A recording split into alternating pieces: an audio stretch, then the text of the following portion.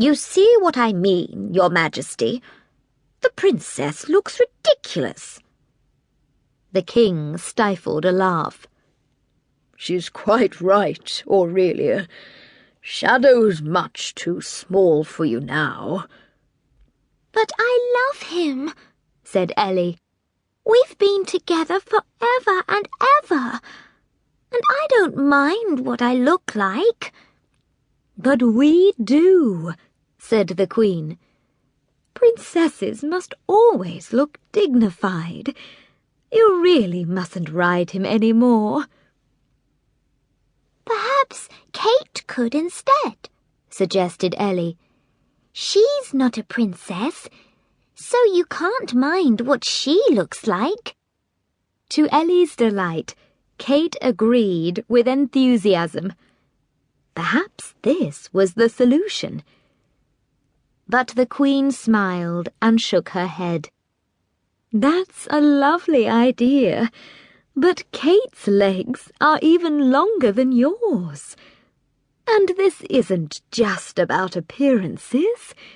It's about what's right for Shadow." "The fact of the matter is that you are both too big to ride him," said the king firmly. Then he turned to Meg and added, "Please arrange for the pony to be sold." Ellie was too shocked to speak. Not being able to ride Shadow was bad enough. Losing him would be unbearable. Meg must have spotted her dismay. "Don't worry," she said. "We'll find him a really good home." Ellie jumped down and stood defensively between Shadow and the adults. "He doesn't need a good home," she said angrily. "He's got a good home already." Shadow nuzzled in her pocket for a peppermint, unaware that his future hung in the balance. The Queen put her arm round Ellie's shoulders. "I'm sure you'll get used to the idea, Aurelia." "And you'll still have Sundance, Rainbow, and Moonbeam," added the king. "Surely 3 ponies are enough for anyone." Ellie watched miserably as her parents walked back to the palace with Miss Stringle.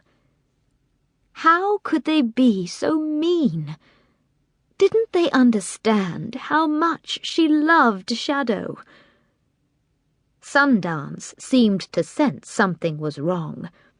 He reached out his chestnut head and blew gently down his nose at the Shetland. The 2 ponies had been friends ever since they first met. They often stayed together in their field, standing head to tail to protect each other from the flies. Ellie stroked Sundance's chestnut nose. "You'll miss Shadow too, won't you?" "So will I," said Kate, as she ran her fingers through the Shetland's black mane. Then she glanced at Ellie and added, "It must be much harder for you." Ellie flung her arms round Shadow's neck. "It won't feel like home without him. He's always been here. George taught me to ride on him." Kate looked puzzled. "Was George the groom before Meg?" she asked. "The one who wouldn't let you help look after your ponies?" "Yes," said Ellie, as she gave the Shetland the peppermint he'd been looking for. She was so glad George had retired. Then she suddenly had an idea. "Hold these!" she yelled, thrusting Shadow's reins into Kate's hands and racing after her parents. They were already well ahead of her, so she took a shortcut, leaping over a low hedge and running across.